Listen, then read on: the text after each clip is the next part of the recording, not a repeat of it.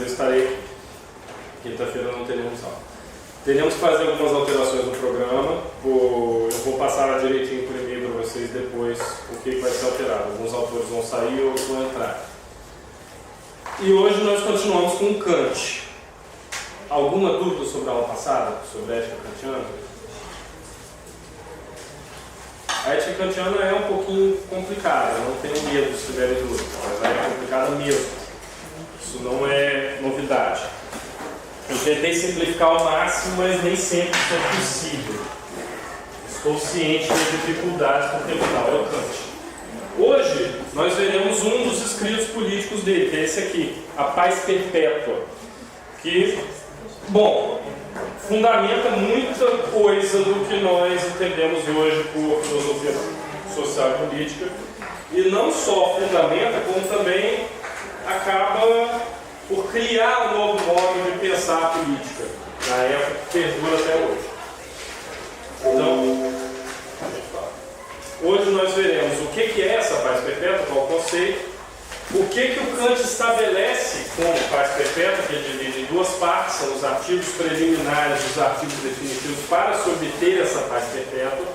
Ele descreve nessa obra, nesse artigo dele.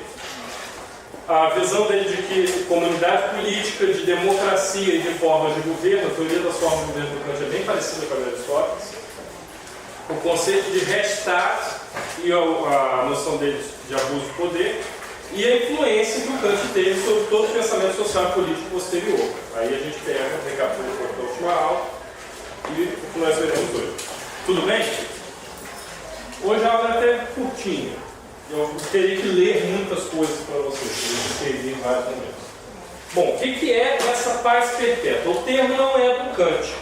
O termo surge com um sujeito chamado Charles-René Castel de Saint-Pierre, quando ele estava trabalhando como diplomata, como um dos diplomatas que negociou o Tratado de Utrecht. Foi isso.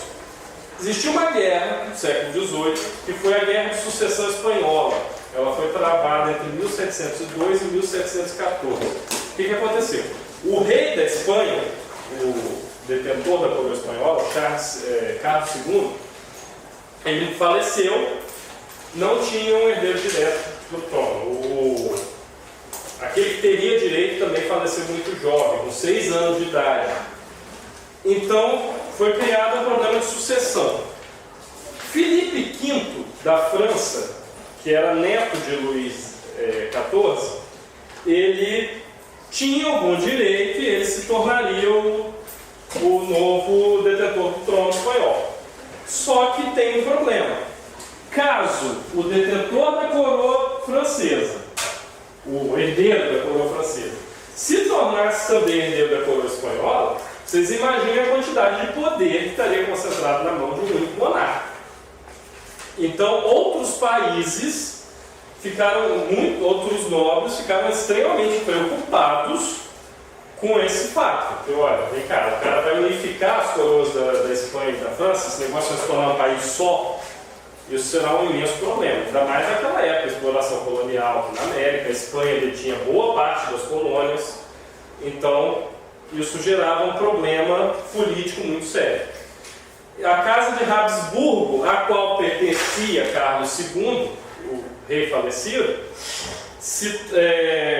começou a ficar muito preocupada e o imperador austríaco, que era parente próximo de Carlos II, o Leopoldo I, começou a disputar o trono com Filipe V. Isso deu origem a uma guerra que envolveu várias potências europeias da época. Basicamente, todo mundo começou a guerrear. Foi uma guerra mundial de pequenas proporções. Porque na época a Europa era basicamente o que se considerava um mundo civilizado. Então, a coroa britânica entrou no meio, Portugal entrou no meio, a Áustria e a França já disputando. A própria Espanha estava dividida, outros reinos também que já não existem mais entraram no meio. Isso gerou um problema sucessório. Em 1713, eles começaram a assinar tratados de paz entre si. Não foi um tratado único, foram vários documentos independentes, firmando acordos, firmando armistícios entre as diferentes potências que estavam em disputa. Um dos diplomatas que estava negociando esses tratados foi o Charles René de Saint-Pierre. E boa parte deles foram assinados na cidade de Utrecht, hoje nos Países Baixos. Justamente esse tratado de Utrecht que continha a terminologia paz perpétua. Um dos vários tratados continha essa terminologia que foi cunhada por Charles René de Saint-Pierre. Kant se inspirou nisso e escreveu uma obra curta em relação às outras obras dele, chamada Paz Perpétua, na qual ele falava de quais seriam as condições para se obter paz duradoura entre os diferentes povos. E aí, é claro, ele não está pensando mais só nos povos europeus, ele também já está pensando nas colônias. Por quê? Porque quando Kant escreve a Paz Perpétua, já havia ocorrido a Revolução Americana, já havia ocorrido a Revolução Francesa, foi depois. A Paz Perpétua foi publicada em 1795. Então, ele já estava pensando em como fomentar paz duradoura entre todos os povos. Ele pensou como nós podemos fazer para evitar guerras futuras, como a Guerra de Sucessão Espanhola. E ele estabelece vários requisitos, ele escreve aquilo que seriam vários artigos, visando a criação de instituições que fomentassem essa paz. Até então, alguma dúvida? Ganhar cedo é sempre complicado. Bom, então o Kant elaborou um programa de paz internacional. E ele coloca em dois passos, em duas seções, esse programa dele. Aquilo que ele chama de artigos preliminares, que seriam medidas a serem tomadas de imediato por essas nações, já para melhorar um pouco a situação, para que elas não fossem tão perigosas.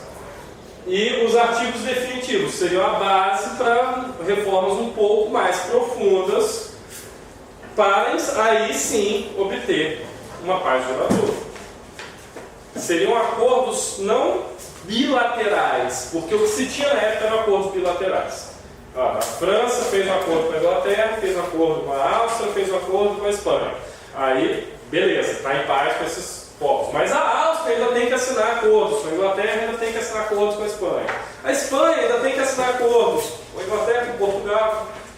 Para eliminar esse problema de acordos bilaterais, Kant fala, olha, por que nós não pensamos em um acordo único entre todas essas nações? Isso resolveria o problema. E ele elabora o que seria esse acordo. Bom, como acabou a Guerra de Sucessão Espanhola, acabei não contando, né? O Filipe V conseguiu a coroa espanhola, mas ele teve que assinar um documento abdicando da coroa francesa. Não só ele, mas todos os descendentes dele, todos os parentes próximos também teriam direito à coroa. Por pressão da Áustria, da Inglaterra e de Portugal, que não queriam que a coroa francesa se unificasse com a coroa espanhola.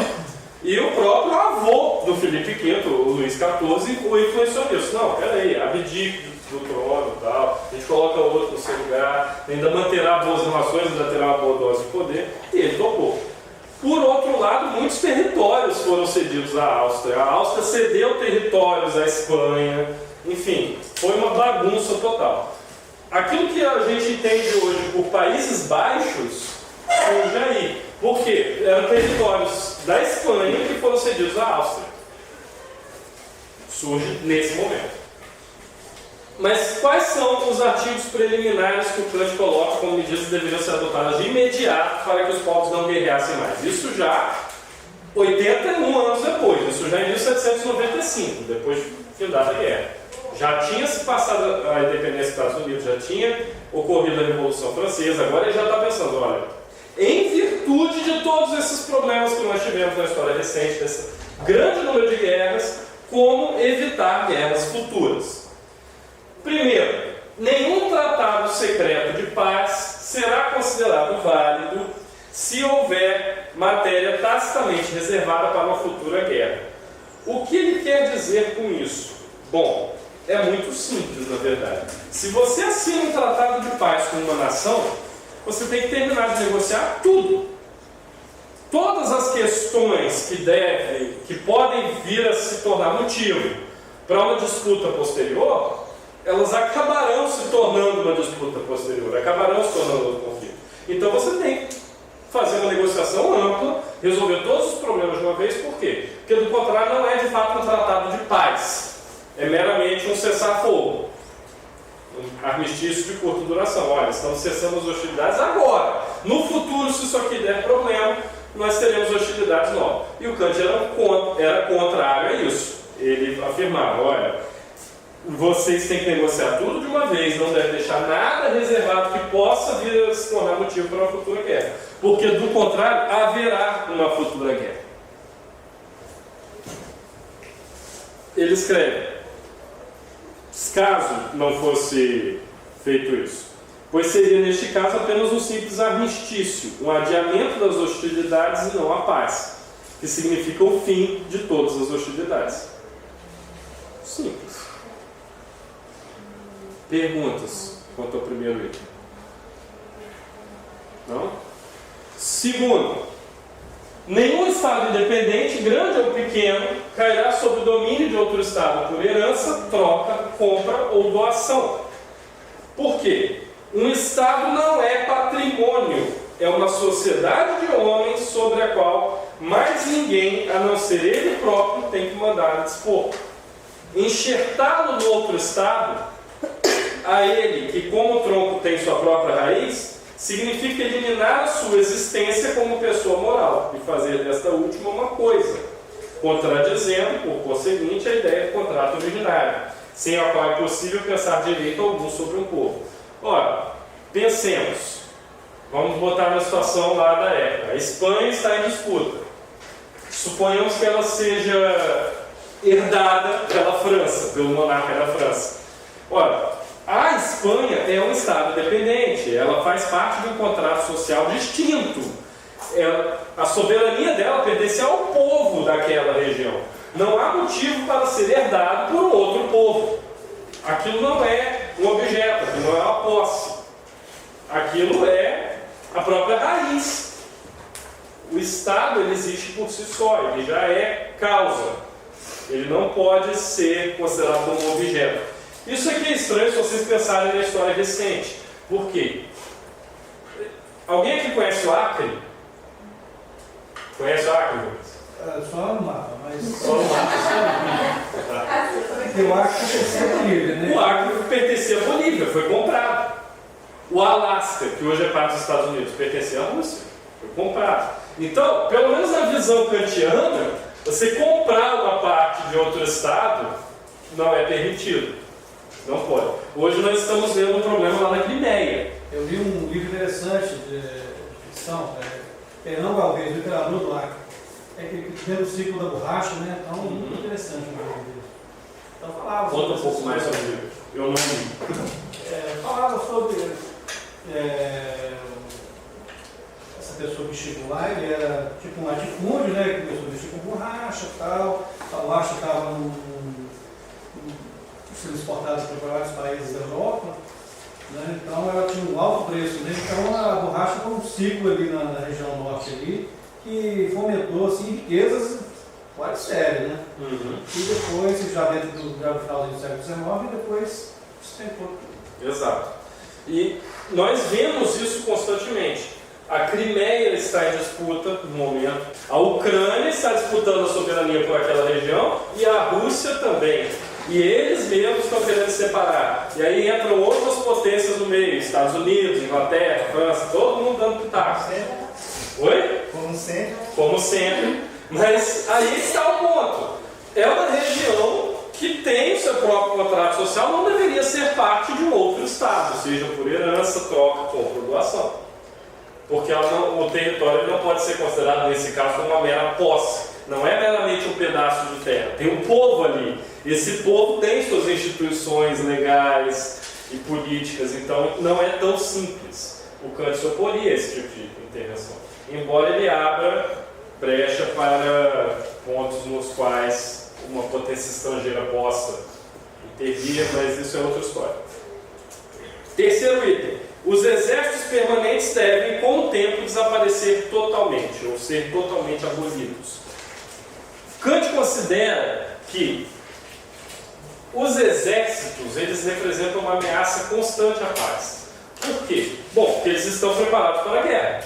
A função deles é essa. Ora, por que um país tem exércitos? Porque o vizinho tem exércitos.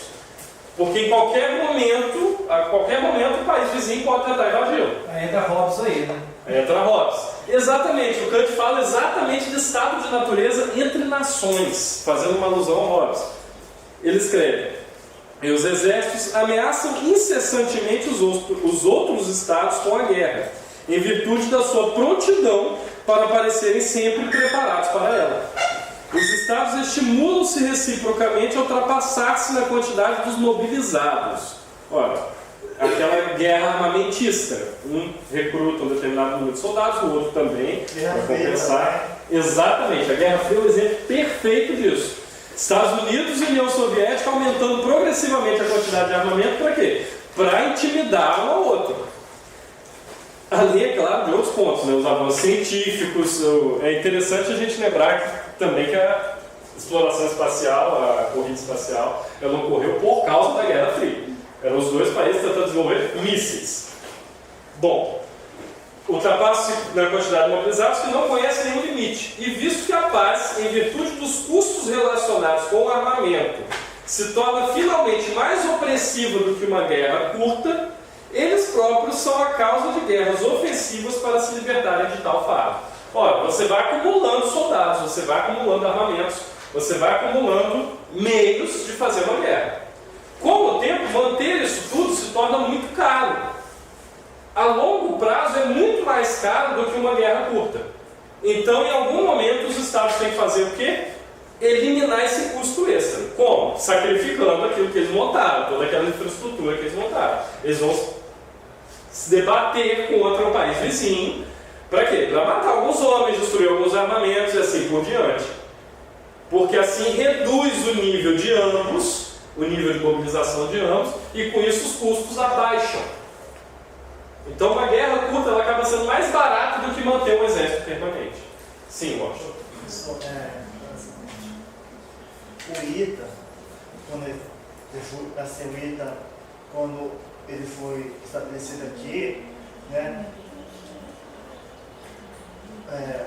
os Estados Unidos, né, tinha assim,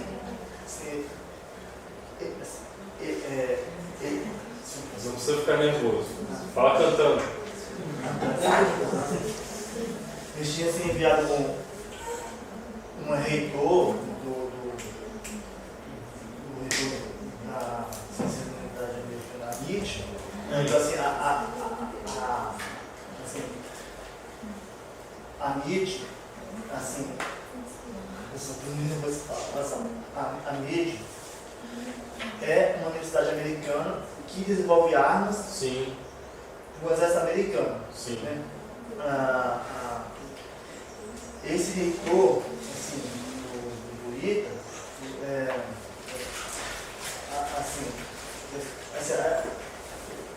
a história que assim, eu estou vendo assim, esse reitor, né, a função dele aqui também era assim, era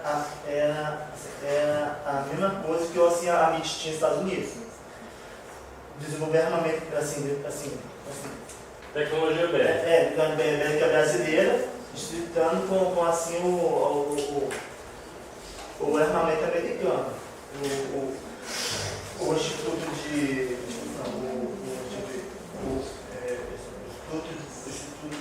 Engenharia do Rio de Janeiro também assim, tem do Exército, eles têm essa mesma função também, desenvolver armamento, mas assim, quem financia isso são os Estados Unidos. Sim, claro.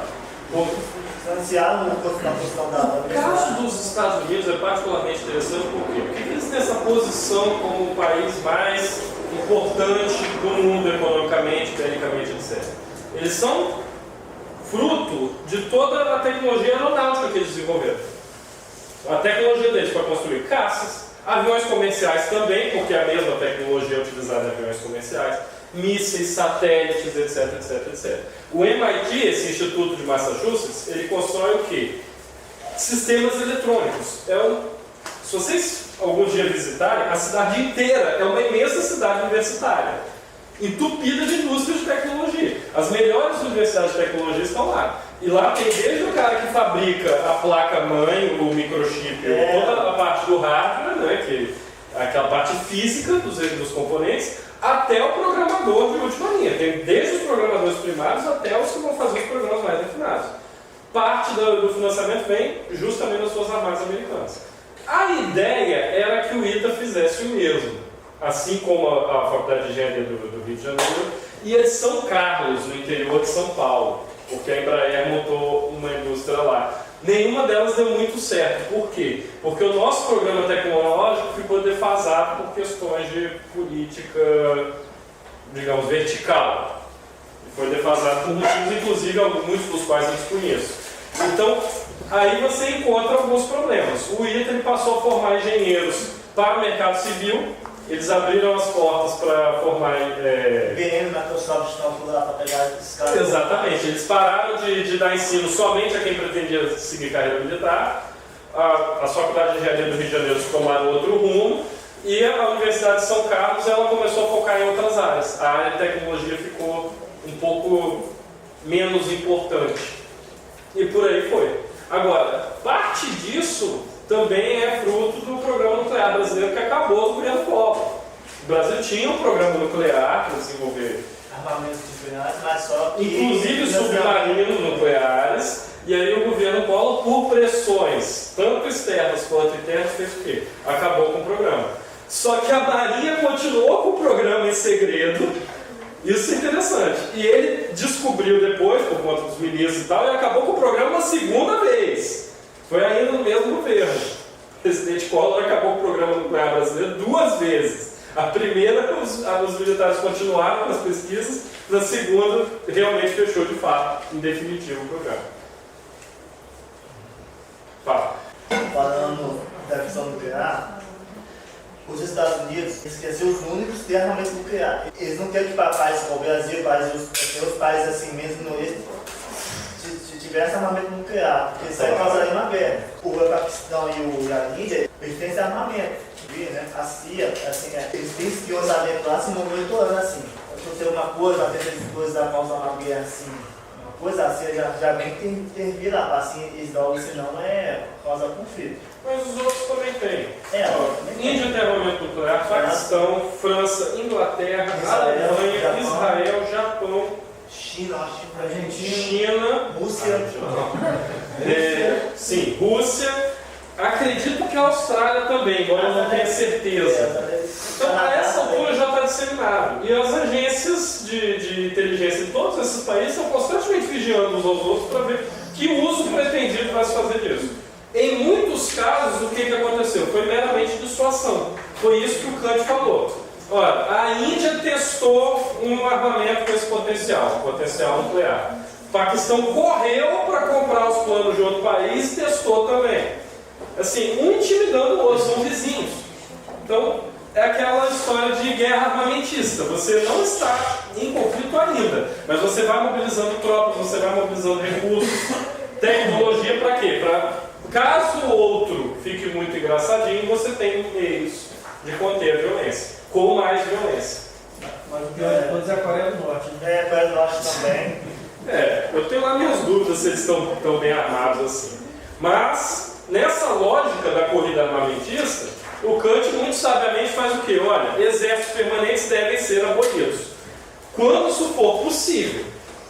Mas deve-se gradualmente diminuir o número de tropas potencialmente mobilizadas. Por quê? Bom, ter tropas já é uma ameaça aos seus vizinhos.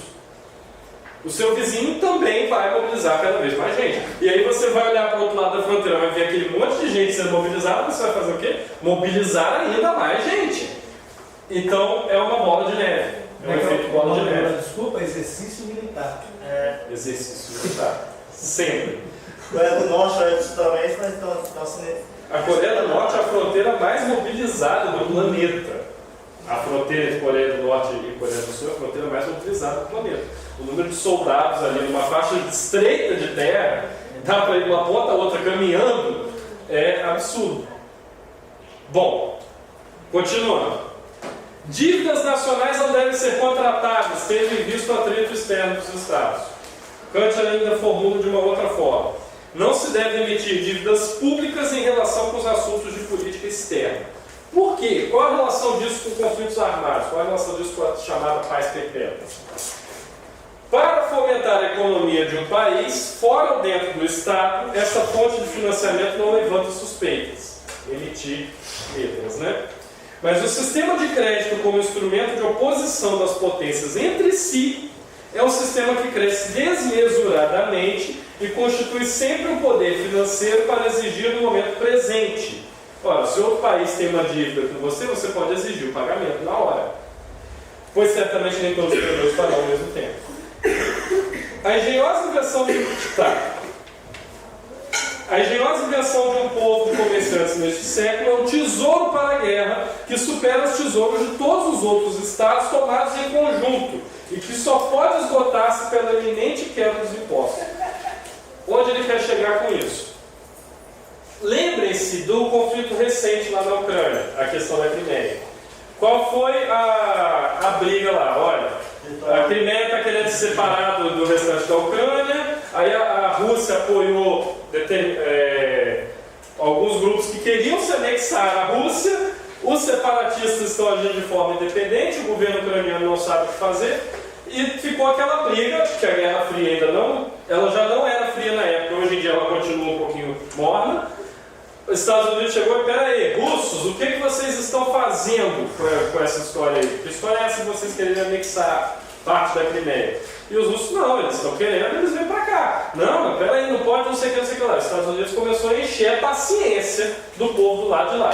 A China, que é uma aliada histórica da Rússia, chegou e falou, americanos, cuidado, se vocês torrarem demais a paciência da gente, nós vamos exigir o pagamento das dívidas que vocês contraíram conosco. Porque eles emprestaram dinheiro para os americanos. E nós podemos, por contrato, exigir a qualquer momento. E nós iremos exigir o pagamento em ouro. Só que os americanos não têm reserva para pagar tudo que eles pediram emprestado. Aqui no Brasil. Então quebraria a economia americana. O que os americanos fizeram? Eles não podiam desistir da briga que eles mesmos tinham criado. Eles também não podiam pagar a dívida. Então eles fizeram um recuo disfarçado. Olha, vamos adotar sanções. A partir de agora, cidadãos de países que não compactuam com nossos interesses terão mais dificuldade de conseguir visto para fazer visitas turísticas em nosso país. Que sanção forte, que medida draconiana eles tomaram. E foi só isso. Parou aí. Eles recuaram de seus interesses, tomaram uma medida nos nossos termos, na gíria que nós usamos, para inglês ver. Acho que nunca foi tão apropriado o termo, porque foi exatamente para os ingleses verem, e ficaram na deles. Porque eles não podiam pagar a dívida com a China, que já estava apoiando os russos. Então, essa questão de você contrair dívida com outro país é um problema. Por quê? Você recebe o dinheiro, você utiliza isso para fomentar desenvolvimento agrícola, desenvolvimento industrial, colonização de determinadas regiões que ainda não foram muito bem exploradas, e por aí vai. O país fica endividado com o outro, e na hora que este outro tiver interesse, ele simplesmente exige o dinheiro de volta. O que pode gerar um conflito. Se os americanos se eles estivessem um pouco mais nervosos na época, e se houvesse interesse, se não fosse muito mais prejudicial do que benéfico, eles poderiam declarar uma guerra. Não vamos pagar. Isso poderia virar um conflito. O Kant já via isso no século XVIII e falou, olha, vem cá, as dívidas nacionais não devem ser contratadas, um país não deve contrair dívida com o outro. Por quê? Primeiro, porque viram uma fonte de atrito. Esse é o primeiro ponto. Porque um fala, me pague agora, o outro fala, não vou pagar, os dois brigam. E o segundo ponto é que os países que emprestam dinheiro podem exigir o dinheiro de volta antecipadamente para mobilizar o exército. Aí eles inventaram o BID. Exatamente. Um país que não tenha um grande número de tropas mobilizadas, ou tenha o suficiente, mas queira entrar em conflito com um vizinho, por exemplo, e ele tem dinheiro emprestado em vários outros países, ele pode exigir dos seus outros países que paguem de forma adiantada algumas parcelas e usar esse dinheiro para mobilizar ainda mais homens, ainda mais equipamentos para ir para a guerra. Então isso se torna um recurso que pode ser utilizado quando for necessário, a qualquer momento.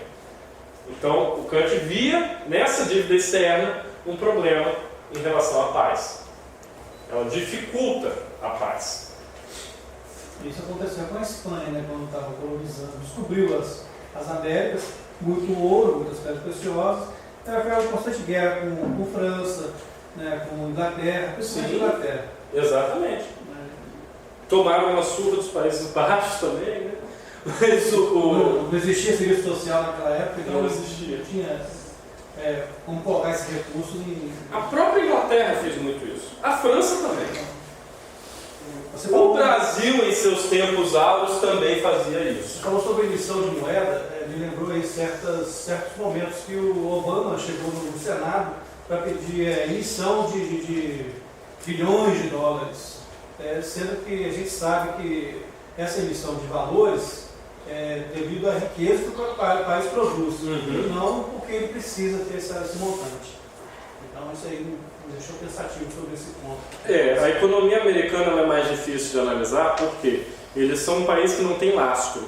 Eles afirmam que tem lastro, mas não tem.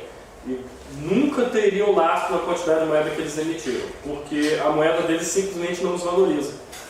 Porque quando você emite mais moeda do que a quantidade de lastro que você possui, supondo que hoje em dia ninguém faz isso, mas é mentira que contam pra gente, é mentira que governantes contam pra gente, mas qualquer um com conhecimento básico da economia sabe que não é mais assim que funciona. A quantidade de moeda tem que ser equivalente à quantidade de metais preciosos guardados dentro do país ou de produtos que são produzidos, o PIB, né? A quantidade de bens industriais e agrícolas e assim sucessivamente que um país tem.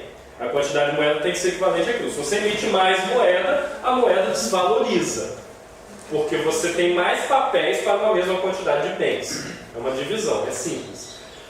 Os americanos, eles têm muito mais moeda do que lastro. Embora o PIB deles seja alto, eles têm muito mais moeda. Por quê? Porque o dólar é a moeda de referência do mundo inteiro. Então ela simplesmente não desvaloriza. E eles emitem dólar não só para a economia interna, mas para o mundo inteiro. Então a economia deles é muito mais difícil de analisar por causa disso. Eles são um país que não tem poupança. Eles não precisam, porque a poupança deles é basicamente a moeda, a própria existência da moeda. Então é muito mais complicado. Eu, como sou um pouco ignorante em economia, prefiro não entrar em detalhes quanto a isso. Isso foi um ganho deles na Segunda Guerra Mundial. Foi.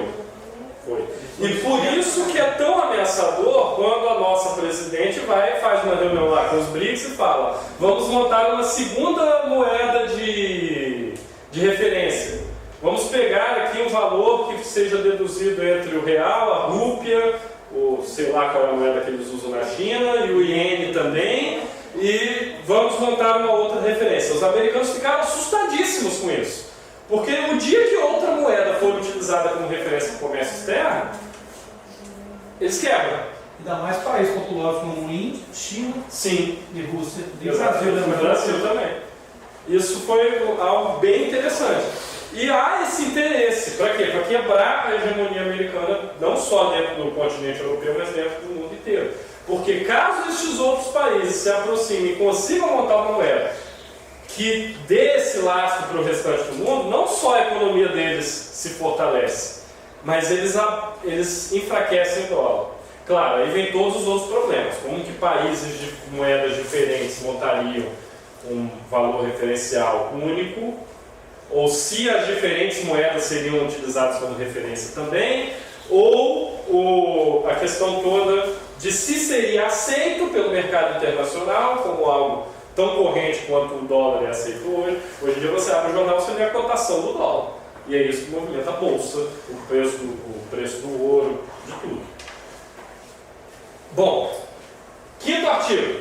Nenhum Estado deve interferir pela força com a Constituição com o governo de outro Estado. Vamos levar a democracia para aquele lugar. Né? Por quê?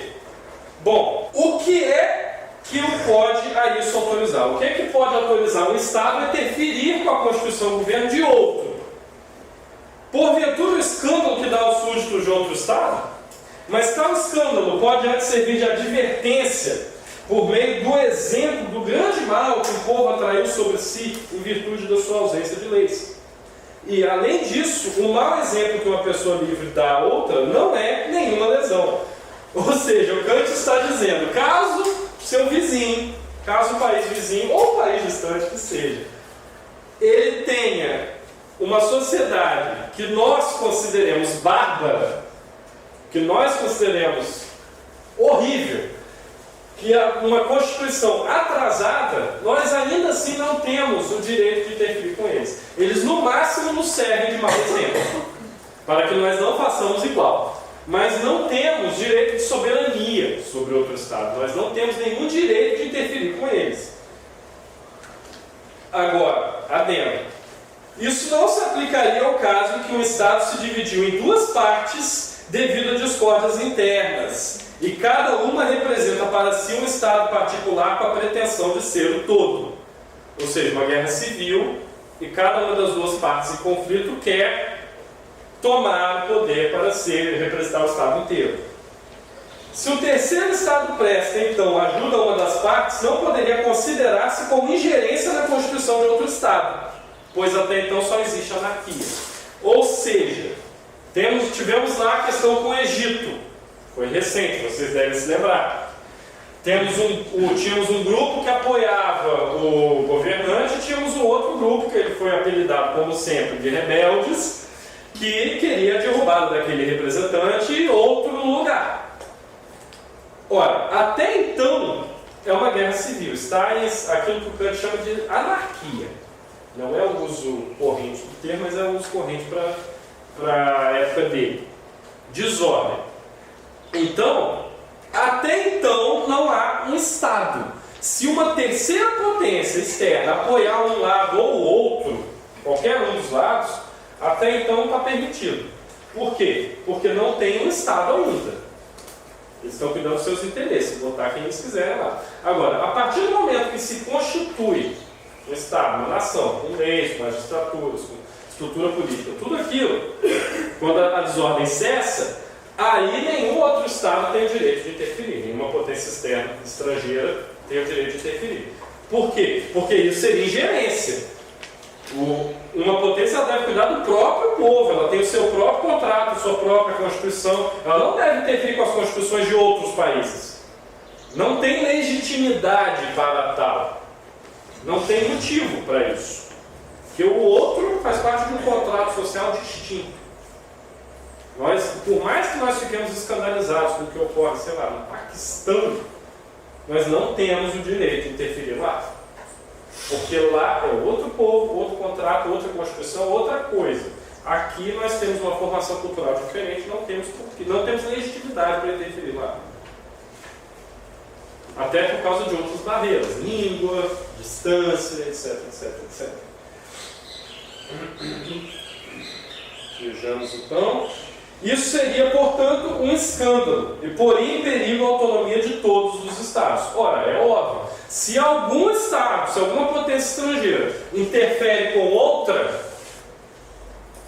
suponhamos uma terceira, uma quarta e uma quinta, quem garante que essa primeira que interferiu, não interferiria com as terceira, quarta e quinta, com as demais? Você não tem garantia nenhuma. Voltando ao clássico exemplo dos americanos, por que chamam eles de xerifes do mundo? Que é uma forma jocosa de você falar da política intervencionista deles. Porque eles interferem com a constituição de vários governos. Eles estiveram lá no Panamá interferindo com os assuntos de lá. Eles estiveram em Cuba, perderam, mas estiveram. Eles estiveram no Vietnã, perderam, mas estavam interferindo lá. Na Coreia, dividiu a Coreia em duas. Israel ainda depende muito de apoio americano para se manter, porque é um Estado ínfimo, cercado por um monte de países que, por conflitos religiosos e de terras, tem interesses lá dentro. Eles dependem de armamento americano para sobreviver, armamento, treinamento, economia. Enfim, é um país que interfere com todos os demais. O que faz com que todos os demais se sintam ameaçados. A Índia se sente ameaçada por eles, embora eles nunca tenham demonstrado nenhum interesse especial pela Índia. Nós, brasileiros, nos sentimos ameaçados por eles. Ora, porque eles interferiram em vários países latino-americanos, inclusive no nosso, na época da ditadura, do golpe de Estado. Então, há motivos para se temer alguém que interfere com o poder soberano de outra nação. Perguntas? Fala. Igualzinho os filmes americanos não mostram que eles assim, não mostram eles assim, assim, nossa. A gente vê os filmes americanos, ele como salvadores da pátria, eles matam alienígenas, salvam o mundo, essas coisas. Nos jogos é a mesma coisa também, eles estão lá, conflitos lá, matando todo mundo, essas coisas. Então, assim, o pessoal que assim, vê os filmes, joga os jogos e vê assim, sobre guerra deles, os Estados Unidos é o salvador do mundo, essas coisas. É propaganda. A propaganda interna deles, devido ao comércio e a toda a importância internacional que eles têm, vaza para os outros países. Então os outros absorvem parte da cultura deles também. Também são convencidos pela propaganda. Patriotismo, né? Sim. A propaganda, ela inicialmente é destinada para eles mesmos, é para o mercado interno, vamos colocar assim. Mas ela acaba transbordando, vamos colocar dessa forma. E funciona. Por quê? Se você for ao cinema hoje, conta quantos filmes brasileiros você encontra em cartaz e quantos filmes americanos você encontra. Muito mais. Na verdade, é mais fácil você encontrar de qualquer outra potência estrangeira. Se você for a um desses cinemas mais rebuscados, procure quantos filmes franceses tem e quantos brasileiros. Você vai encontrar ou um número equivalente ou um número maior de filmes estrangeiros. Por quê? Nós não produzimos. Produzimos sim, é só saber realizar. Mas é aquela história, já está tão entranhado na gente, é aquilo que o Nelson Rodrigues chamava de síndrome de vira-lata. O brasileiro sempre se considera inferior aos demais povos. Apesar de tudo aqui ser exatamente igual ao que tem lá. Inclusive essa Copa do Mundo está mostrando isso. Porque alguns estrangeiros têm falado nas redes sociais sobre semelhanças entre os países deles e os nossos. Poxa, eu peguei o metrô lotado no Rio de Janeiro, igualzinho a Amsterdã. E a gente pensa que é só aqui, né? A gente pensa que é só aqui. Agora tem Por aí vai. três interferências que eu vejo que os Estados Unidos fizeram aqui no nosso país. A primeira foi a internacionalização da Amazônia. Sim. Né? Tentaram. Estão tentando ainda. A segunda foi dentro do governo Getúlio Vargas, né, que eu acho que aquele suicídio tem dedo dos americanos naquilo ali, porque foi um pós-guerra, foi um pós-guerra, que aconteceu o quê? Eles viram, nós estamos acabando com a ditadura lá, vocês também estão vivendo uma. Né? Aí vem a ditadura militar. A carta de suicídio dele dizia, né, sobre terríveis pressões internas e externas. Aves de rapina. Oi? Aves de rapina. Aves de rapina. Então eu vejo esses três tópicos aí que a interferência americana no nosso país. Aí eu vou deixar para os historiadores, ou para quem mais versado em política internacional. Porque turista fundo, né? Mas que há interferência. O problema aqui, claro, na época os Estados Unidos não era isso, era uma nação rural que tinha acabado de declarar a independência. Eles ainda estavam na mais completa bagunça. Agora, o Kant via na França, na Áustria, na Alemanha, na Inglaterra, na Espanha, em Portugal, esse risco de interferirem com o governo de outro país, o governo de outro estado. Então, cada vez que uma nação interfere com o governo de outro, com a constituição de outro, força a outra a adotar coisas que só existiam na constituição da primeira, ele vê nisso um risco à soberania nacional. Que pode levar, não a uma guerra entre dois países, mas a conflitos generalizados entre vários países, porque, afinal de contas, todos os demais também se sentirão ameaçados. Sexto ponto. Nenhum Estado deve, durante a guerra, permitir atos de hostilidade que fariam a confiança mútua na paz subsequente impossível, tais como emprego de assassinos, envenenadores, violação de capitulação, incitação à traição no Estado adversário. O que é capitulação? Capitulação é quando uma das partes de um conflito armado se declara vencida. Capitulamos, ou seja, nos rendemos, desistimos. O que o Kant está dizendo? Olha, até numa guerra devem existir regras. Deve existir um mínimo de regras de cortesia, de boa convivência entre as partes conflitantes. Por quê? Se vocês exagerarem no grau de violência utilizado no conflito, depois não tem como declarar paz, porque as duas partes estarão com um ódio terrível um em relação ao outro.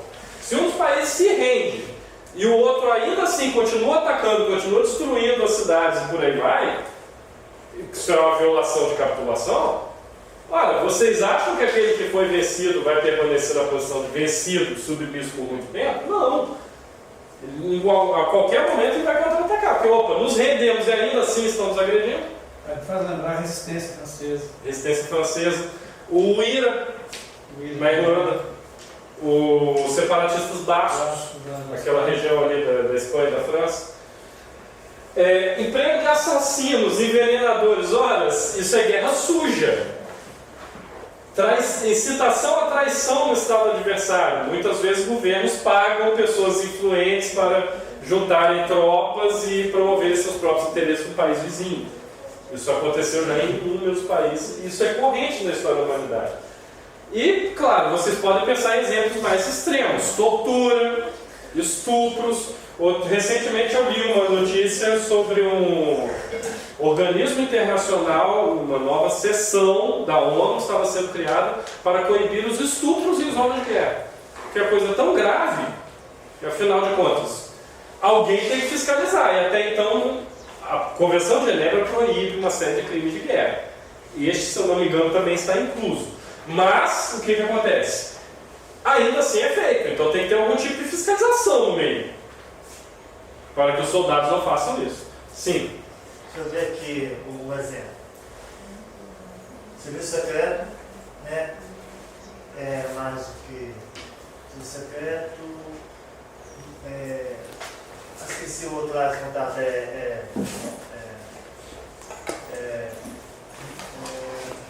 Esqueci o outro. Mercenários. Mercenários.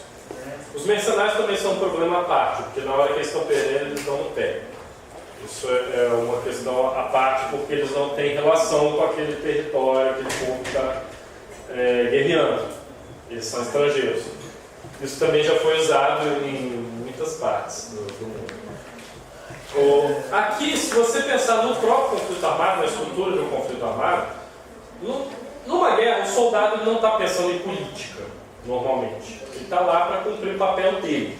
Ele às vezes pensa que está fazendo aquilo pelo bem da família dele, ou pela nação, ou por que quer que seja, ou por algum ideal mais alto, mas no geral a massa não tem essa noção aqui. Mas acontece de tortura ser estimulada, para quê? Para intimidar o inimigo. De estupro serem estimulados, para quê? É considerado um prêmio para o soldado. E também para intimidar o inimigo, o povo inimigo.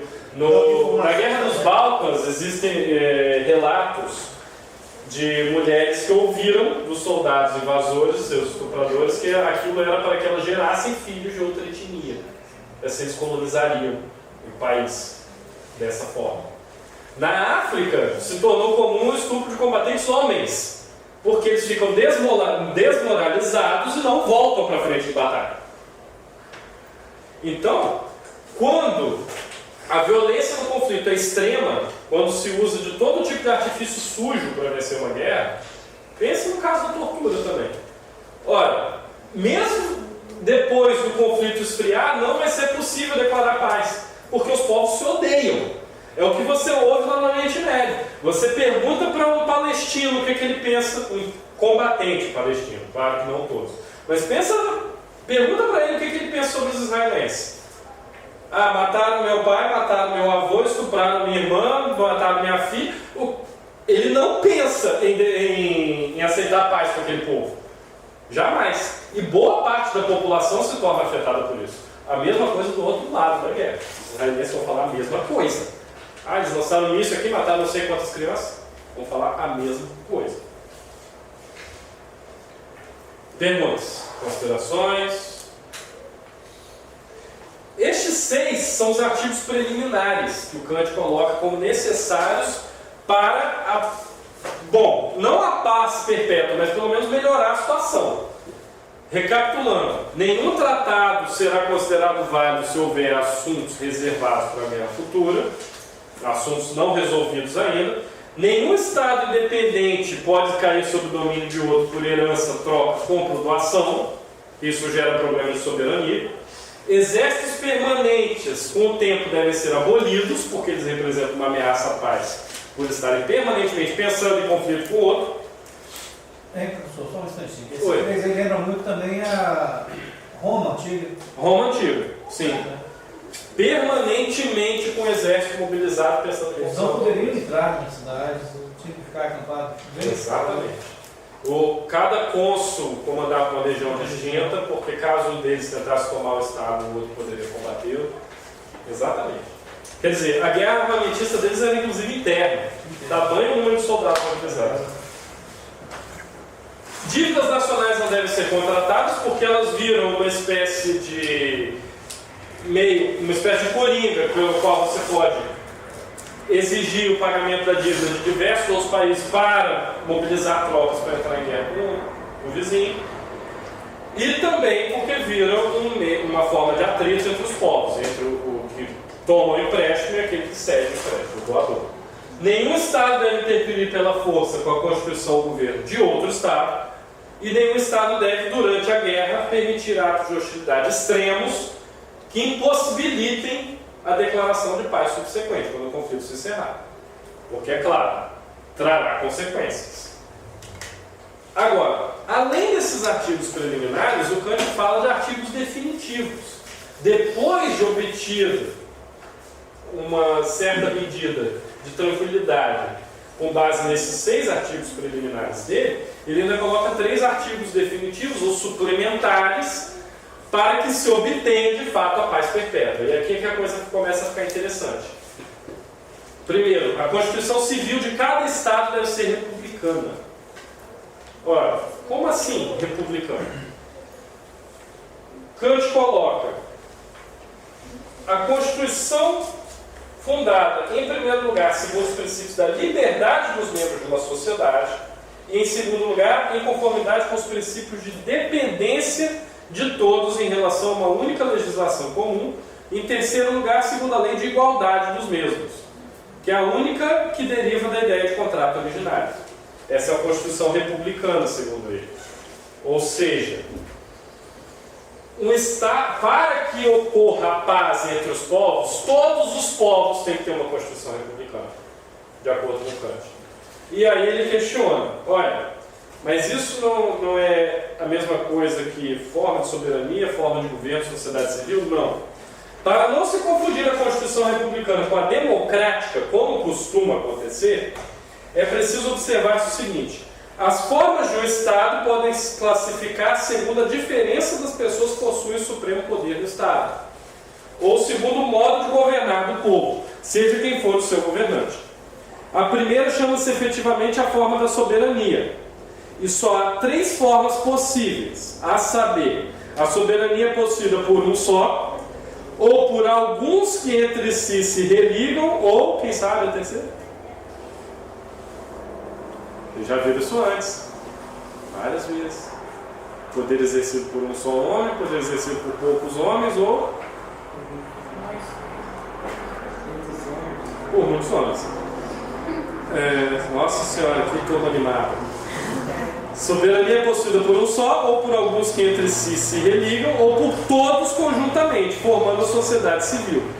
Autocracia, aristocracia e democracia. Poder do príncipe, da nobreza e do povo. Quem foi que falou disso da primeira vez? Aristóteles. Fala alto. Vocês estão com medo de mim, gente? A segunda é a forma de governo, refere-se ao modo baseado na Constituição como o Estado faz uso da plenitude do seu poder. Nesse sentido, a Constituição é ou republicana ou despótica. Então você pode ter uma república nas diferentes formas de governo, ou você pode ter um despotismo nas diferentes formas de governo. O republicanismo é o princípio político da separação do poder executivo, do governo, do legislativo. O despotismo é o princípio da execução arbitrária pelo Estado de leis que ele a si mesmo se deu. Por conseguinte, a vontade pública é manejada pelo governante como sua vontade privada. Então, para ele, despotismo é quando o legislativo e o executivo estão juntos, enquanto que república é quando eles estão separados. Isso independe do governo ser de um só homem, de poucos homens ou de muitos homens. Então ele não está nem aí se é uma monarquia, se é uma aristocracia, se é uma democracia, desde que o executivo seja separado do legislativo. Então a Constituição de todos os estados que façam parte disso aqui deve ser republicana. Deve ter executivo e legislativo separados. Perguntas. Por que vocês estão com medo de mim hoje? Eu tenho uma pergunta. Tá. O direito da gente deve ser fundado sob uma federação de estados livres. Como assim? O terceiro artigo definitivo ou suplementar ajuda a entender. A lei de cidadania mundial deve ser limitada às condições de hospitalidade universal. Como assim? O direito das pessoas ele tem que ser fundado em algo maior do que os estados, algo que esteja acima, como uma federação de estados livres. Diferentes nações se juntariam ali, pensem, França, Áustria, Inglaterra, Portugal, Espanha, Itália, etc, etc, etc. Se uniriam e falariam, epa, vamos formar uma federação de estados? Vamos! Então, o direito das pessoas será baseado nas regras que nós determinamos por essa federação. Todo mundo ali dentro, já que todos nós somos republicanos, vai aceitar essas regras, beleza? Beleza. Todos concordaram? Então, o direito da gente passa a ser fundado por uma federação de estados e não por cada estado em particular. A regra sobe de nível. Ela não está mais dentro daquele estado, ela está um nível acima, que é o nível federativo de diferentes nações. Um exemplo contemporâneo, não é? Sim. A União Europeia. A União Europeia é o exemplo mais claro disso. E as leis de cidadania mundial estão limitadas às condições de hospitalidade universal. Ora, o membro de um país, o membro de um povo, de uma nação, ele tem que poder circular em outra nação sem ser molestado. Pacificamente. Aí é claro que a federação vai funcionar. Então nós vamos arrumar jeito de permitir que as pessoas circulem sem que sejam maltratadas. Aí o Kant fala algo muito interessante nesse artigo. Ora, mas e se o sujeito for nocivo à sociedade? Bom, eu posso impedi-lo de entrar no meu país, mas depois que ele entrar, eu tenho que tratá-lo bem. Eu tenho que tratá-lo de acordo com as leis dos meus próprios súditos. Ou seja, você pode negar o passaporte para alguém, mas depois que a pessoa estiver lá, você não pode fazer o que quiser com ela. Você pode negar o visto. Passaporte não, o visto. Mas depois que entrou, tem regras. Você não pode fazer o que quiser com aquele indivíduo. E é claro, todas essas regras são baseadas numa federação dos Estados Unidos. Agora, vocês imaginem que no final do século XVIII alguém já está escrevendo sobre aquilo que viria a ser União Europeia e outras tentativas de federações similares, ou possivelmente até a ONU, que a ONU tenta fazer esse papel aqui, embora não tenha conseguido tão bem. Ela está baseada nos artigos preliminares primeiro. Ela quer a implantação dos artigos preliminares antes. Questões? Considerações? Você está me lembrando dessa Copa agora que está acontecendo, pelos os torcedores governos da Argentina que estão sendo barrados aqui. Sim! E também muitos têm a carta verde, não tem, e são barrados, tem que voltar lá para poder conseguir. Exato. Os povos podem, enquanto estados, considerar-se como homens singulares que no seu estado de natureza, isto é, na independência de leis externas, se prejudicam uns aos outros já pela sua simples coexistência. E cada um, em vista de sua segurança, pode e deve exigir do outro que entre com ele numa Constituição semelhante à Constituição Civil, na qual se possa garantir a cada um o seu direito. Então, aqui ele pega o estado de natureza do Hobbes, tira do indivíduo e joga para os estados, para os diferentes países. E ele fala, olha, cada estado pode ser considerado um indivíduo em estado de natureza em relação ao outro. Por isso eles estão em permanente conflito. Por isso estão permanentemente ameaçando com a guerra os seus vizinhos. Então nós temos que criar também um contrato social para eles. Como nós vamos fazer isso? Uma federação de estados, do mesmo jeito que indivíduos se juntam e criam essa estrutura, o Estado, a comunidade política. Através do contrato social, nós podemos pegar diferentes países, juntá-los e criar uma Constituição para todos, que seria a versão deles do contrato social. Mas a soberania deles estaria preservada. Cada um faria o que bem quiser entendesse dentro do seu território. Da mesma forma que a soberania de cada indivíduo, a liberdade de cada um, não é anulada pelo contrato social que funda a sociedade. Então, o raciocínio dele é uma federação de Estados livres, para que cada Estado preserve sua individualidade e, com isso, eles tenham paz entre si. Porque eles não se sentiriam mais ameaçados pelos vizinhos. É o que ele chamou de imperativo categórico? Não, imperativo categórico é outra coisa. Foi da aula passada. Do desejo? Não. Não. Imperativo categórico é... Bom, ele dá várias formulações para o imperativo categórico. Mas basicamente é você não interferir com a liberdade do outro de se autodeterminar autonomamente. Moral e desejo. O seu dever de executar ações moralmente corretas é imposto pela razão. Imposto pela razão, bom, é por isso que se torna um dever. A razão é a... Como é que eu vou colocar? O imperativo categórico é confuso. Imperativo categórico é a razão dando regras a si mesma. Ao dar regras a si mesma, você se torna livre. Porque é a sua própria razão que determina o que você vai fazer. Porém, a principal regra é executar ações moralmente justas. E ela se torna um dever porque foi a sua própria razão que impôs. O que importa nas ações é o motivo, não as consequências. É um raciocínio não consequencialista. O imperativo categórico é o dever de fazer o certo. Porque a sua razão te impõe. E já que todos os seres humanos possuem razão, todos os seres humanos compartilham desse mesmo dever. Perguntas? Tá. O direito da gente deve fundar-se numa federação de Estados livres. Já li, certo? Cadê? O direito cosmopolita deve limitar-se às condições de hospitalidade universal. Fala-se aqui, como nos artigos anteriores, não de filantropia, mas de direito. E hospitalidade significa aqui o direito de um estrangeiro a não ser tratado com hostilidade em virtude da sua vinda ao território de outro. Ele pode rejeitar o estrangeiro se isso puder ocorrer sem a ruína dele. Eu posso negar que alguém entre no meu país. Mas enquanto o estrangeiro se comportar amistosamente no seu lugar, o outro não deve confrontar com hostilidade. Não existe nenhum direito de hóspede sobre o qual se possa basear essa pretensão, mas um direito de visita que assiste todos os homens para se apresentar à sociedade, em virtude do direito da propriedade comum da superfície da terra, sobre a qual, enquanto superfície esférica, os homens não podem estender-se até o infinito, mas devem finalmente suportar-se uns aos outros, pois originariamente ninguém tem mais direito do que outro a estar num determinado lugar da terra. Ele colocou o primeiro exemplo de cidadão do mundo, né? Exatamente, cidadão do mundo.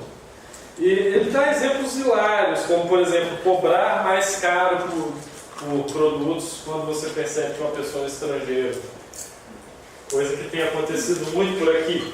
Então, isso é parte da hospitalidade. Enquanto o estrangeiro estiver se comportando de forma amistosa, por que você irá tratá-lo de forma não amistosa? Não faz sentido. Isso só gera conflito. Então, para que ocorra a paz perpétua, nós temos que eliminar todas as fontes de conflito, incluindo essa. Inclusive tratar mal os estrangeiros. Questão de visita. Preconceito, racismo. Preconceito, racismo é o direito de visita. Exatamente o direito de visita. Perguntas? Não é possível, ninguém tem nenhuma questão sobre isso. Isso é tão óbvio assim.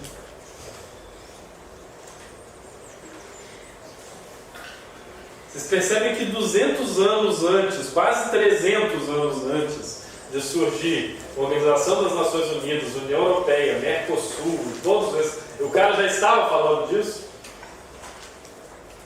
Ele já estava dando uma pitadinha aí, né? Acho que já estava dando ruim, né? Desde isso. Tava. Desde a Grécia Antiga. Então não vai melhorar. Eventualmente alguém teria essa ideia, né? Seria mais ou menos nessa linha. Algum brasileiro, provavelmente. Já complexo de vira-lata, cuidado. Bom, alguns detalhes adicionais. Nesse ensaio, o Kant fala de estados republicanos com governos representativos. Ele não é a favor da democracia direta, ele não aborda o tema do sufrágio universal também. Porque, para ele, república é legislativo separado do executivo. Só isso. Se o poder seria concentrado na mão de um, de poucos ou de vários, isso não importa. Na verdade, ele fala que o poder na mão de várias pessoas, ou seja, a democracia direta, aquela vontade geral, da qual o Rousseau falava, ela é nociva. Ele chama aquilo de uma ditadura. Porque os muitos irão impor a sua visão aos poucos. Irão impor à minoria aquilo que eles querem que seja feito. Então, teria que ser uma democracia representativa para evitar esse problema. Ou não necessariamente uma democracia representativa, mas uma forma de governo representativa. Porque ele também não está preocupado com o sufrágio universal. O sufrágio universal é o quê? Todos podem votar. Ele não estava nem aí para isso. Ele não escreveu sobre. Alguns teóricos ficam analisando as entrelinhas da obra para decidir se está implícito que deva existir sufrágio universal ou não. Mas essa é uma briga que não será resolvida tão cedo, porque Kant já morreu há muito tempo. Então não tem como saber o que ele realmente pensava a esse respeito. O que se sabe é que ele não falou do tema da obra. Isso é um fato.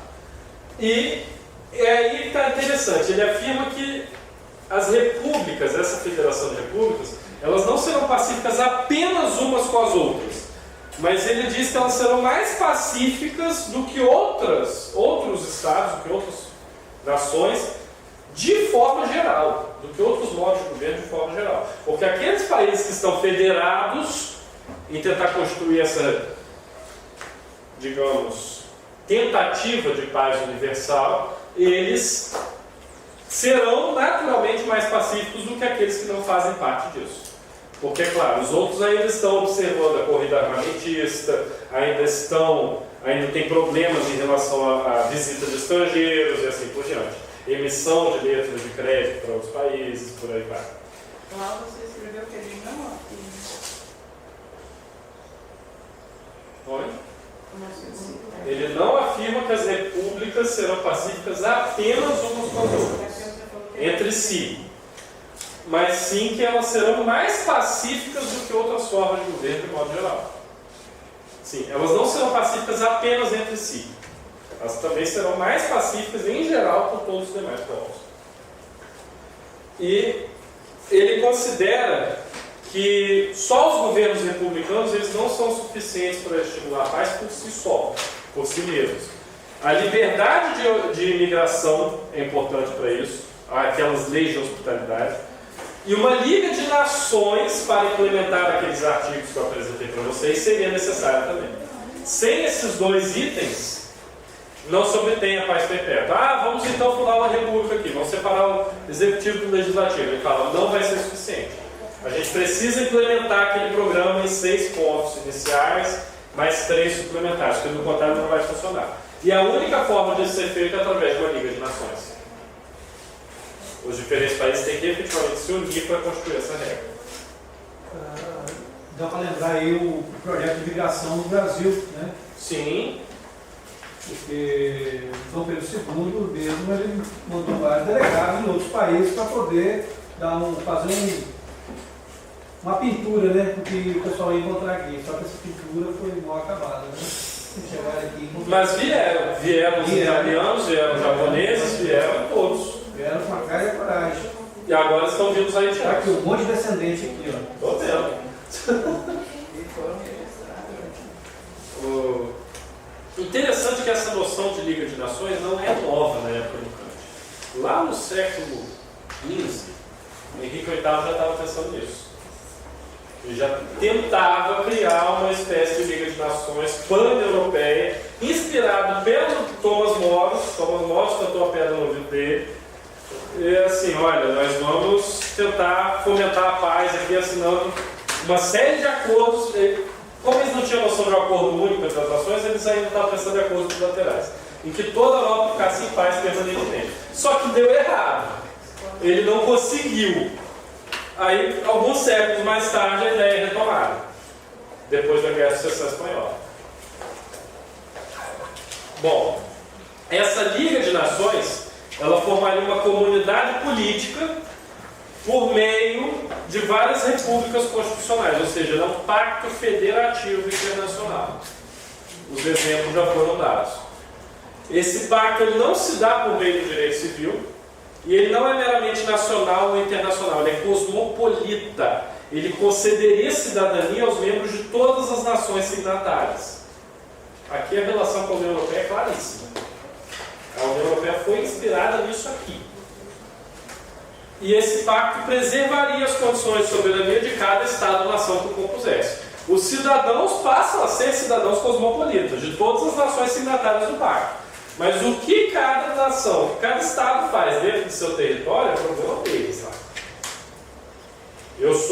Vamos supor que eu seja italiano, aí eu posso circular para a França, eu posso circular para a Inglaterra, etc., porque eu faço parte ali das nações signatárias. Mas o que o governo da França faz dentro da França é problema dele, o que o governo da Itália faz dentro da Itália é problema dele, por aí vai. E o problema, é claro, dos habitantes daquele local. Só tinha uma regra: conviver pacificamente. Conviver pacificamente. Para não romper o campo. E esse pacto ele se baseia no estreitamento das relações internacionais. Ele existiria para estreitar as relações entre os povos. Ele não eliminaria os povos. O Kant é contra isso. Ele fala, olha, não vamos tentar formar uma nação única pela união de diferentes nações. É efetivamente uma federação. É um arremedo de monarquia universal. Ele não usa o termo arremedo, mas ele fala em monarquia universal. Só que ele está falando no aspecto teórico. Olha, isso aqui a gente vai... As condições de soberania são preservadas dentro de cada nação. Elas não vão eliminar as fronteiras, elas não vão passar a ter um governo único. Mas, federativamente, todas obedecem às mesmas regras. Direito público. Exato. Ele fundamenta o direito internacional, na verdade. Exatamente. Até então não existia direito internacional, e aqui passa a existir. Os tratados. Kant era alemão, né, professor? É. Prussiano. Hitler não estudou ele, não. Não. Mas talvez no fato de ter sido professor de geografia sempre foi esse cara tanto. É, possível. E de ciências em geral também, né? Ele via isso aqui como uma ciência, como algo geométrico, que ele poderia raciocinar, colocar de uma forma lógica e fazer funcionar. E todo o raciocínio dele é lógico. Olha, exércitos existem para guerra, então se não queremos guerra, não podemos ter exércitos. Olha, dívidas causam conflito, então se não queremos conflito, não podemos ter dívidas. O raciocínio dele é lógico, é geométrico. Mais questões? É causa e efeito. É causa e efeito. Causa e efeito. Ele é um copernicano. Não sou perto, né? Sobre a democracia, ele se opunha à democracia direta, pelas razões que eu já coloquei. Ela poderia se degenerar em despotismo da maioria. A maioria vota e impõe sua vontade à minoria. Então, nesse ponto, ele considera que aquela vontade geral da Rússia é problemática. E para ele, a vontade da maioria era um risco às liberdades individuais. Todos, que não são realmente todos, decidem. E isso é uma contradição da vontade geral consigo mesma e com a liberdade. Aqui ele está citando vontade geral justamente para atacar o Rousseau. Ele está fazendo de propósito. Ele está dizendo, olha, a vontade geral é contraditória naqueles termos que foram colocados inicialmente. Por quê? Todo mundo será ouvido. Não será, porque no final é a maioria que decide. E vai impor isso à minoria. Então não é vontade geral. Não tem como você dizer que é vontade geral. Se a gente fosse dar um exemplo que no Brasil seria já você escolher alguém que já estava escolhido. Por aí. Né? Essas convenções aí. Colocar uma pessoa aí que tem uma capacidade melhor para o povo escolher. Não vai conseguir. Porque o partido decidiu que seria aquela pessoa. Eu acho que isso é mais problemático. É algo como uma minoria que não aceita que determinada decisão seja tomada, por exemplo, seja colocada sob o domínio da maioria que aceita aquela decisão. Então, vamos dar um caso hipotético qualquer. Suponhamos que haja um plebiscito a respeito da descriminalização do aborto. Amanhã vai ter um plebiscito sobre isso. Todo mundo vai votar. Independe de um lado ter razão e o outro não ter razão, quem quer que esteja com a razão, porque é a maioria que decide. E se a minoria estiver certa? É o problema. Independente do que for aprovado, uma votação qualquer. Aí seria o referendo, né? Seria. Ele está dizendo aqui, olha, por mais que a gente louve a democracia e ache que votar resolve tudo e colocar os problemas para o povo decidir é interessante, é o que o Rousseau falava, ainda que o povo tome uma má decisão, deixa ele tomar uma má decisão para ele aprender com os erros. O Kant está falando, não é assim, às vezes o legislador tem que impor decisões de cima para baixo, porque o povo não sabe direito o que está fazendo e a minoria vai ser prejudicada. Então, às vezes a minoria tem que ser defendida, mesmo que a maioria não concorde. Porque se for colocar em votação, a minoria se dá mal. É basicamente isso que ele está dizendo. Linguagem bem mais complexa do que a que eu coloquei. E por isso ele defendia o governo misto. Ele falava, olha, nós não podemos ter democracia direta, porque o voto da maioria prejudica a minoria. Pode ser que a minoria tenha a solução. E a maioria esteja fazendo besteira. A gente vai passar por um processo de séculos para convencê-los? Não. Vamos, resolver de outra forma. Por isso, um governo representativo, misto. Aí ele fala, é interessante que ele coloca a democracia como despotismo. Ele fala da democracia nesse texto como despotismo. Autodespotismo. Exato. Por quê? Porque o próprio povo determina a regra para o próprio povo de forma despótica. Ele legisla, ele executa. Então, a solução para isso é um governo misto, com diferentes instâncias de governo, criando condições de checar e balancear tudo aquilo que as outras estão fazendo. Um exemplo contemporâneo poderia ser Inglaterra, né? Tem a monarquia e primeiro-ministro. Sim. Por incrível que pareça, um bom exemplo contemporâneo somos nós mesmos. Você tem o presidente da República, os senadores, os deputados federais, os deputados estaduais, os governadores, os prefeitos, os vereadores, enfim, são várias instâncias diferentes, é um governo misto. E todos são representantes, não é uma democracia direta, nós escolhemos quem vai nos representar lá. Aí é claro, há seus próprios problemas. Nenhum filósofo nunca esgotou todos os problemas da humanidade, quem dera. Não precisaríamos mais de nada. Mas funciona em certa medida, e em certa medida trouxe outros problemas que ele não tinha como prever na época. Ele estava propondo a implementação, ele não podia prever nada que surgiria depois de implementar. Mas a ideia foi boa. Pelo menos em princípio a ideia foi muito boa. O Kant dá a impressão de se basear no Cícero, em muitas coisas que ele se escreve. A teoria das formas de governo dele segue as formas aristotélicas, assim como o Cícero segue também. A defesa que ele faz de governo misto segue aquilo que o Cícero falava. Vocês devem lembrar da aula sobre o Cícero. A defesa dele de uma democracia representativa segue a forma como o governo romano funcionava na antiguidade, na República. Se bem que ele coloca muito aí a República, né? Cícero também, né? Sim. Envia República. Né? República, o próprio uso do termo república como sinônimo de executivo e legislativo separados, que era a forma como o governo republicano de Roma antiga funcionava. Então ele parece estar se baseando no Cícero para escrever isso tudo aí. Por fim, Rechtsstaat. Eu não falo alemão, não sei se a pronúncia está correta. Hashtag. Esse é um conceito do pensamento jurídico europeu que foi extraído da jurisprudência alemã. Ele surge nessa época, o Kant já usa o termo. Ele é colocado como um dos primeiros a usar o termo, embora não tenha sido o primeiro a popularizá-lo. Foi popularizado depois. E ele pode ser grosseiramente traduzido como Estado legal, Estado de justiça ou Estado de direitos. Se vocês jogarem isso no tradutor, vocês vão ver Estado de direito como tradução mais fiel, embora não seja uma tradução exata. E o que isso significa? Nessa forma, no Rechtsstaat, os cidadãos compartilham liberdades civis. E aí nada de novo, contrato social. Essas liberdades civis são legalmente estabelecidas, os conflitos são resolvidos por tribunais. Eles não são resolvidos só pelo soberano. Tem que ter tribunais. Então tem que ter corpo de magistratura, tem que ter judiciário. O poder do governo é restringido pela lei. Para quê? Para proteger os cidadãos do uso arbitrário da novidade. É aqui da autoridade. É aqui que está a novidade. O Estado é soberano? É, mas ele não tem poderes ilimitados. Ele é limitado pela lei. O Estado não pode fazer o que quiser. O soberano, que detém poder do Estado, não pode fazer o que quiser. Por quê? A lei existe para proteger os cidadãos. Por isso, Estado de direitos. Os cidadãos possuem direitos.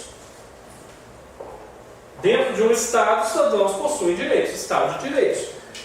E a política ela deve sempre estar submetida à ética, à moral, ao direito e principalmente à justiça.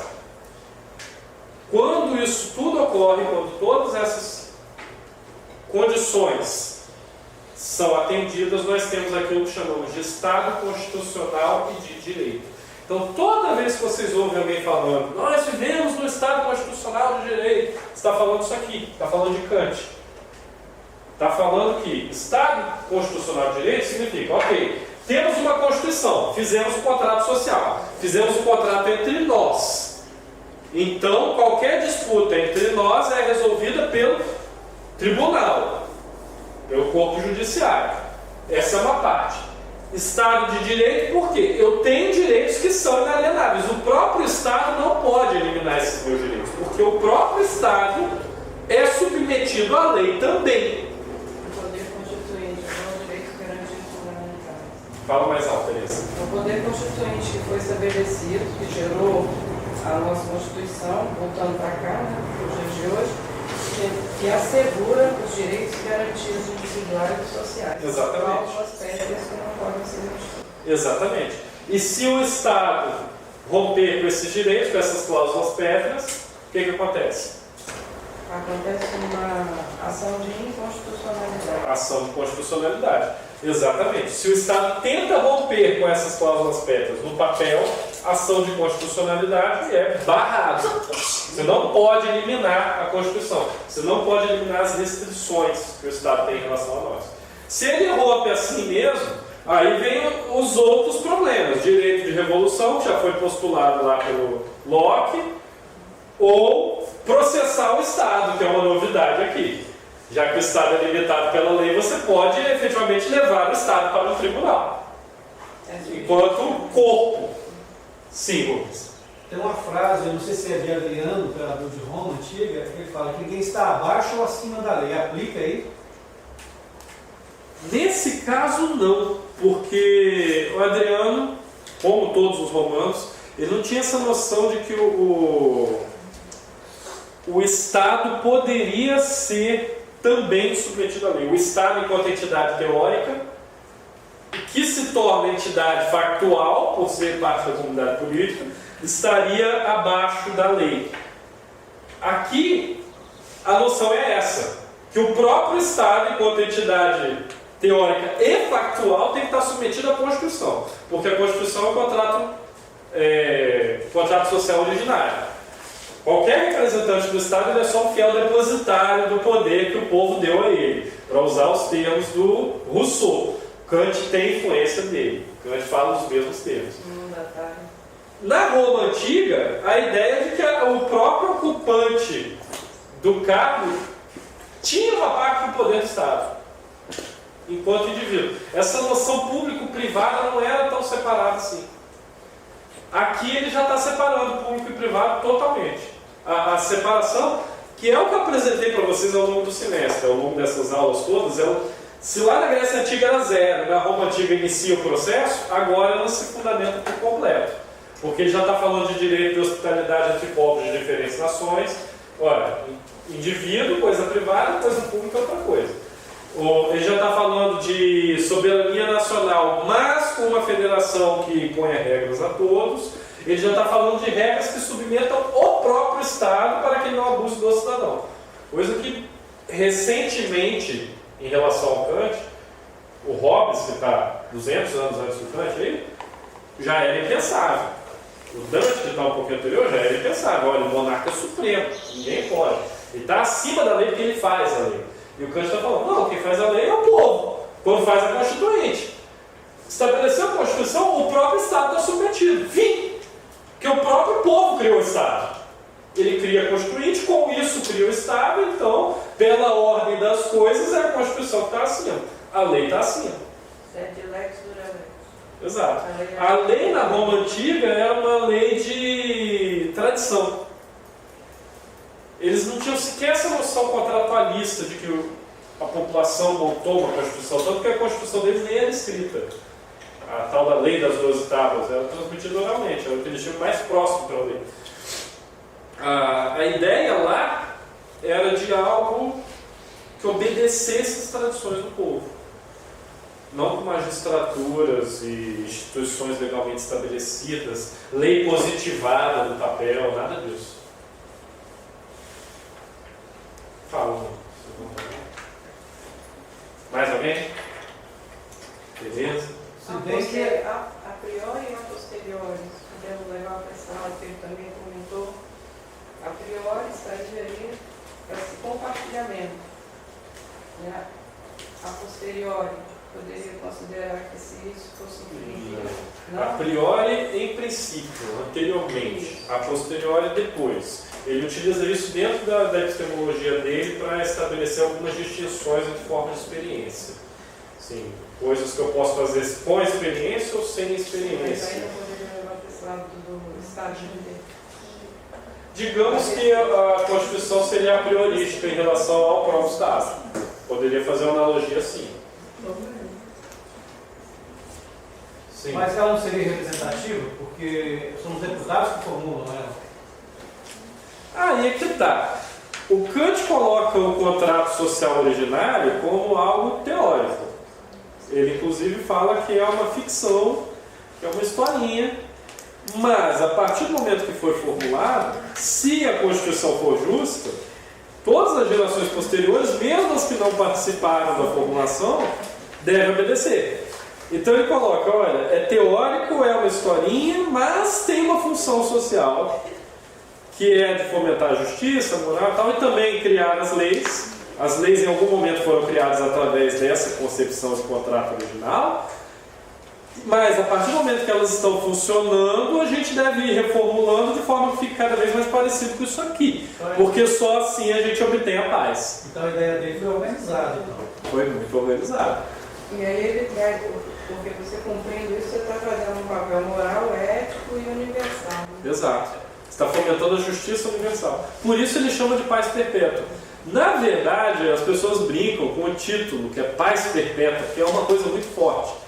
E ele faz uma piada logo no primeiro parágrafo da obra, que é o quê? Olha, isso aqui eu vi numa placa de uma hospedaria, se não me engano, nos Países Baixos, eu não lembro. E na placa também tinha a imagem de um cemitério. Quer dizer, paz perpétua é uma hospedaria que foi uma piada de uma funerária, ou um cemitério, ou com qualquer coisa do tipo. E ele gostou do nome e chamou a obra disso.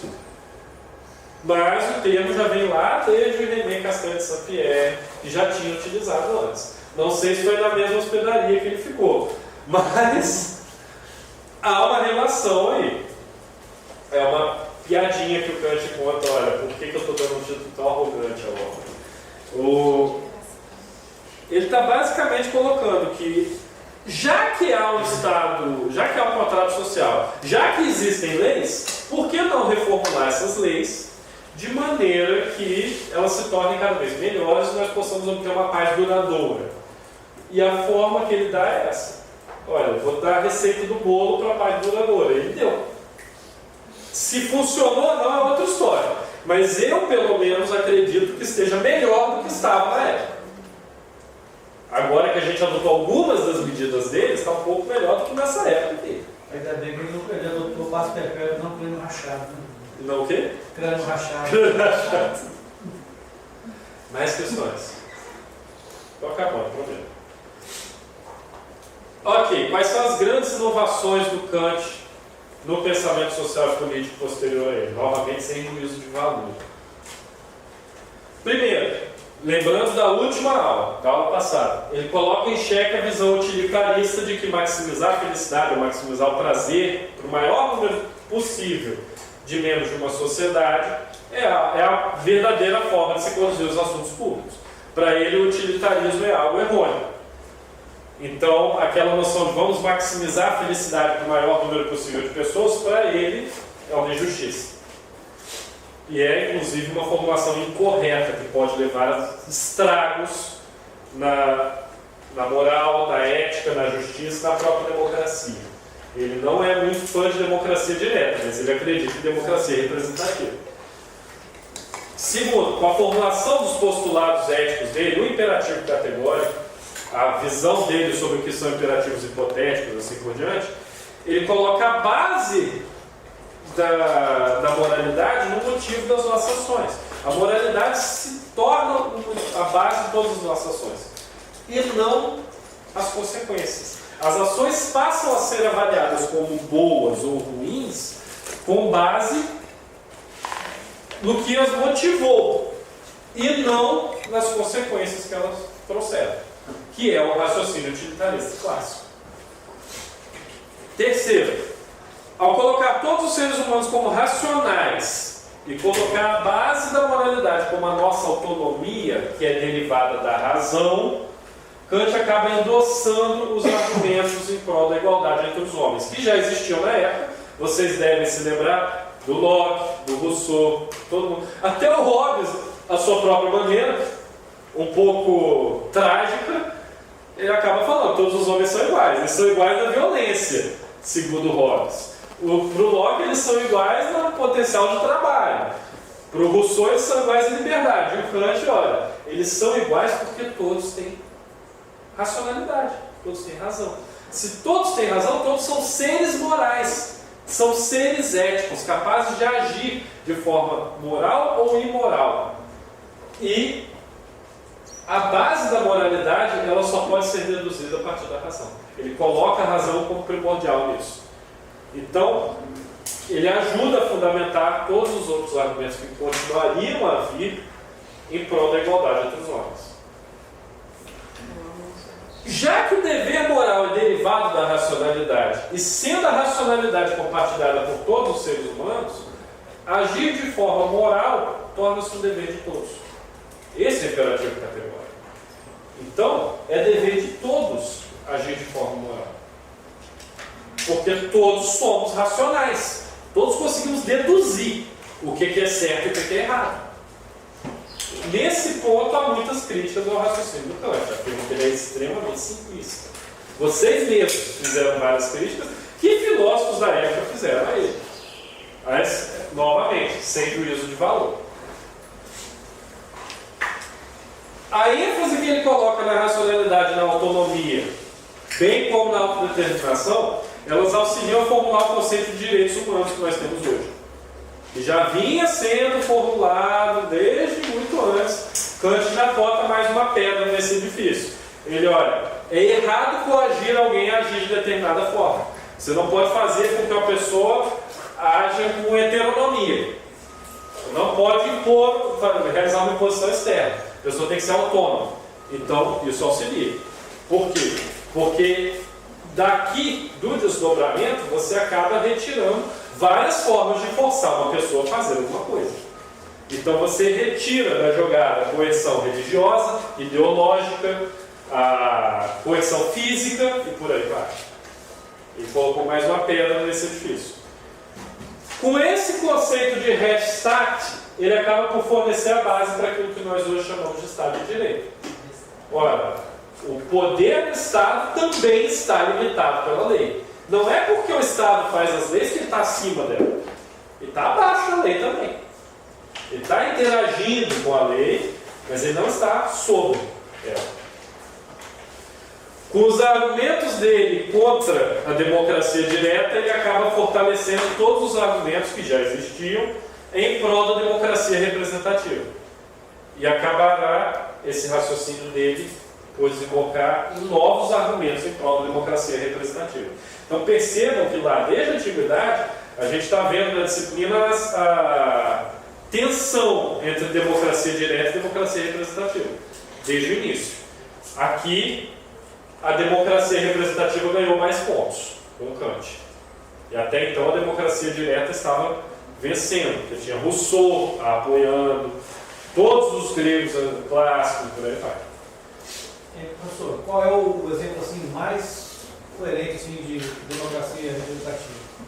Mais coerente? É assim, ela representa como? Como um presidente ou... Sim, uma figura pública, uma figura, um dentre nós, que é eleito para executar o poder do Estado.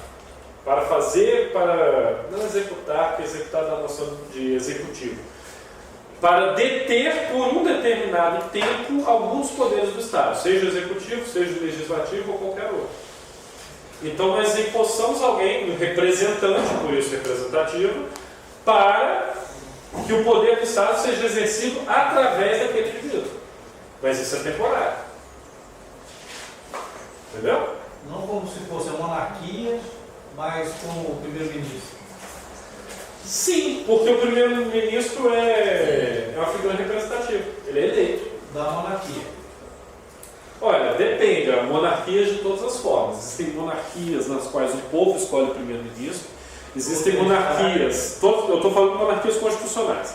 Existem monarquias nas quais os deputados escolhem o primeiro-ministro, mas o povo escolheu os deputados, os membros da Câmara. Existem monarquias nas quais, são os membros da Câmara que escolhem o primeiro-ministro. Mas parte deles foi eleita pelo povo e parte foi indicada pela nobreza. Tem todo tipo. Como aconteceu na ditadura, né? Aqui se viu aqui no Brasil, os governadores eram indicados pelo... O governador Bione era indicado pelo presidente ditador. Aí, é claro, não é uma democracia representativa. Não é democracia, porque o povo não escolheu nada. E, ao postular uma Liga de Nações Soberanas com o objetivo comum, que seria fomentar a paz, Kant fornece as bases para todas as instituições planacionais que nós conhecemos atualmente. Já citamos várias. União Europeia, ONU, Mercosul, por aí vai. Ele deu a base para isso. Ele criou mecanismos de direito internacional que permitem a criação dessas instituições. Pergunta de vocês. Próxima aula, eu estarei aqui, mas quem irá conduzir a aula será um amigo meu, o professor Guilherme Moreira Pires, que é doutorando em Direito pela Universidade de Buenos Aires. Ele vai cuidar dessa questão de como se formulou o Estado moderno e por que ele é do jeito que é, como ele funciona, o que nós aprendemos com isso. Não há texto para vocês lerem, mas vocês podem adiantar o próximo texto. E eu farei uma chamada agora para ligar os retardatários, dar presença para eles. E quinta-feira não teremos aula, vejo vocês na terça. Até mais.